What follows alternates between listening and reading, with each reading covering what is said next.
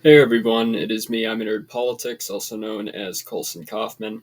And today I'm speaking on the updates following the recent Donald Trump assassination attempt that was committed on July 13th, 2024, in Butler, Pennsylvania.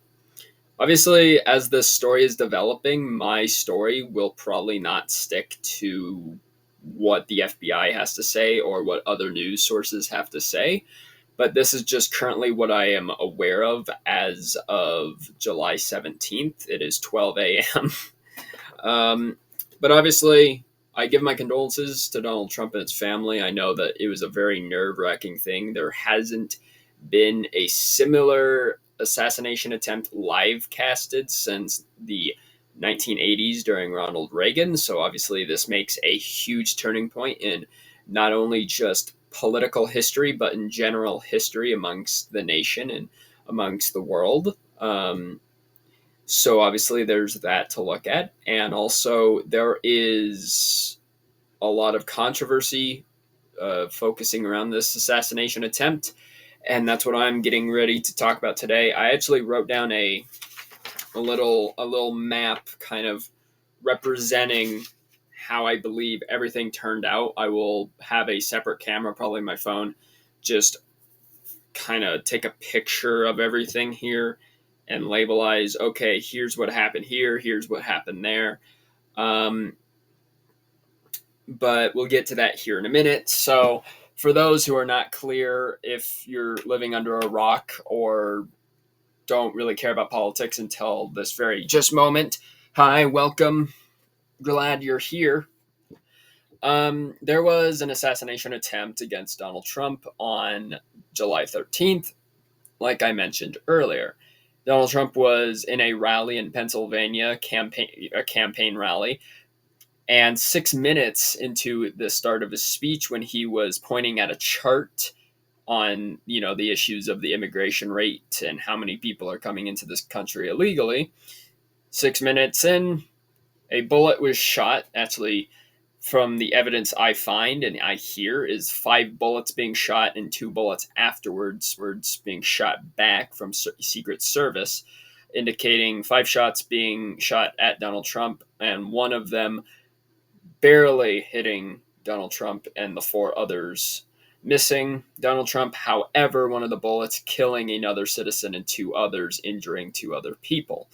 Um, Obviously, as this story develops, it's a huge question for the FBI, as they've already caught the guy, but they want to know, obviously, some further background from people that were there at the rally. They want to know evidence that says, okay, where was the man's mental state in this whole shooting?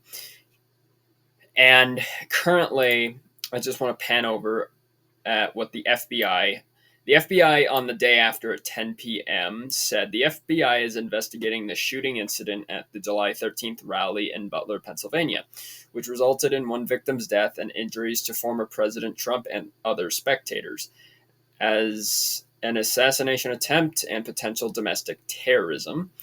While the investigation today indicates the shooter and acted alone, the FBI continues to conduct logical investigative activity to determine if there were any co conspirators associated with the attack at this time. There are no current public safety concerns. The FBI has not identified a motive for the shooter's actions, but we are working to determine the sequence of events and the shooter's movements prior to the shooting. So this is them not understanding who it is or knowing anything about it, but an update as of July 15th at 3 p.m. Yes, 2 days ago, pretty much. The FBI continues to investigate the shooting incident at the July 13th rally. Uh, Over here, yeah, the following updates. Okay, I'm back. Okay, so further updates say from the FBI that FBI technical specialists successfully gained access and identified the assassinator to be Thomas Matthew Crooks, which is funny because this guy was sure crooked.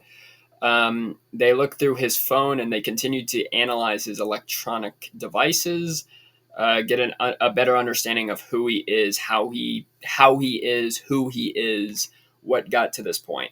The search of the subject's residence and vehicle are complete. The FBI has conducted nearly 100 interviews of law enforcement personnel, event attendees, and other witnesses. That work continues. The FBI has received hundreds of digital media tips, which include photos and videos taken at the scene, and we continue to review incoming tips. And then it goes to say, hey, call the FBI if you have further questions, if you have further reasons to believe that this happened. While the investigative work continues, the FBI Victim Services personnel have offered assistance to the victims of Saturday's incident. So that is, of course, what they have said. That's what the FBI has said. I've looked at other places here, looking at NBC and AP News. NPC, Jesus Christ.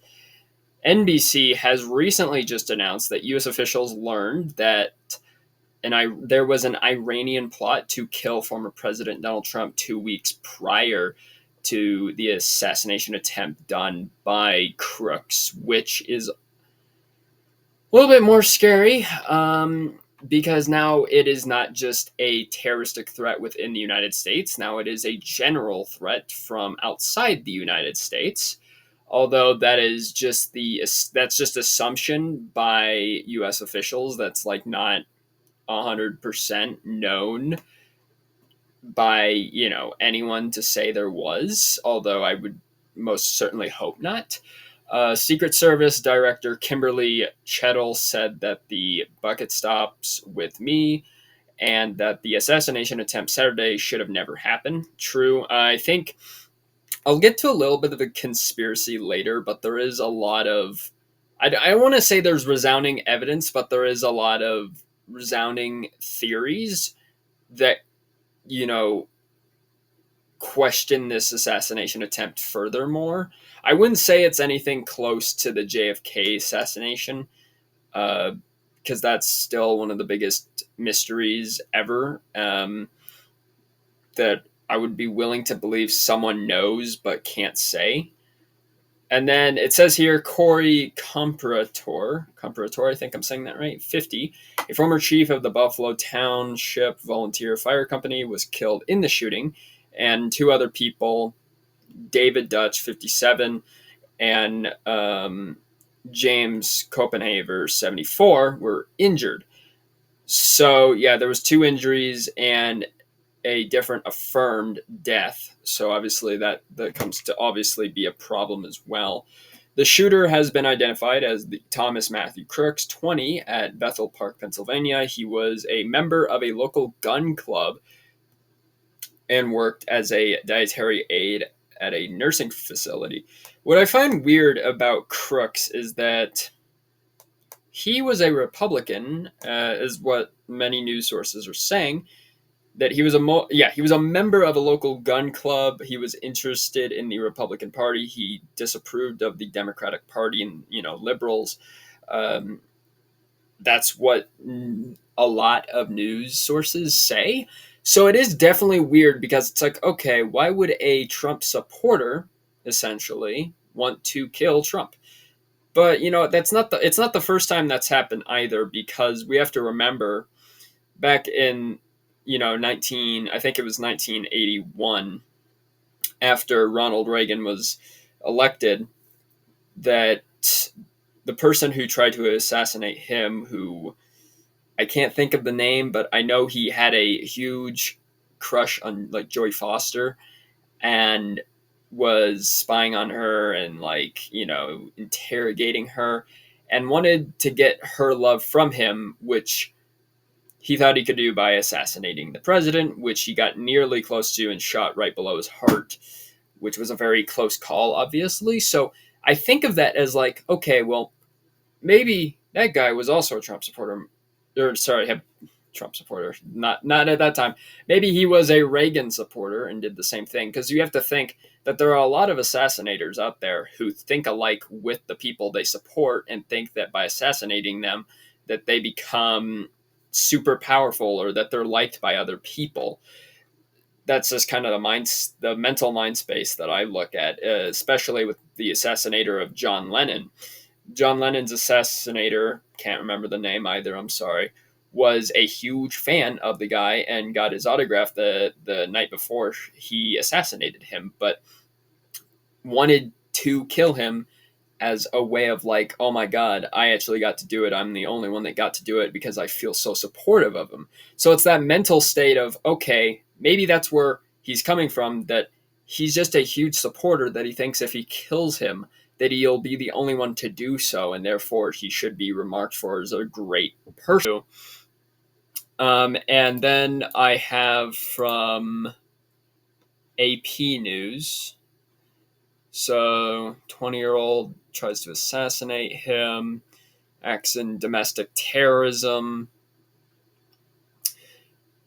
And it basically kind of, again, saying the same thing, showing pictures of who this guy is. Sadly enough, the picture of him from his graduation picture in 2022 looks like me, and it really makes me depressed. So that sucks. I'm going to have to wear contacts for the rest of my life. And then it shows a picture of the rally with the people there. Sorry, that's a glass I have there. And I'm going to take a screenshot of this because I do think it matches a lot of representation of the map I have. I'm not an artist, so it doesn't look good, but it doesn't have to look good to, be good. So, yeah, so it says here, Crook's political leanings were not immediately clear. Records show Crooks was registered as a Republican voter in Pennsylvania, but federal campaign finance reports also shows he gave $15 to a Progressive Political Action Committee on January 20th, 2021, the day Biden was sworn into office. So it seems that he was either a Republican. He didn't want to be a Democrat, but progressive doesn't always mean Democrat. There have been progressive Republicans, and because Theodore Roosevelt fits progressive Republicans just perfectly. So not all progressives are Democrats, but a large amount of them are, but not all of them. So, I'm not going to say that he voted for something the Democrats wanted, because it is a possibility that the Progressive Act was Republican supportive, or it was independent supportive, or nationalist supportive. So there's no real saying that it's complete Democratic, but you never know, because things are now just sparking about. But it's really hard to say. But I do not grant death on any political figure. I don't grant death on anyone, because I think it's wrong and I think it's inhumane. But obviously, take that as just my opinion, right? Take it nothing more than that. But obviously, I know he's doing well. But that is all from me. So until then, unless I get further news, I will let you guys know with any updates. But until then, guys, I will see you all in the next political video. Peace out, guys.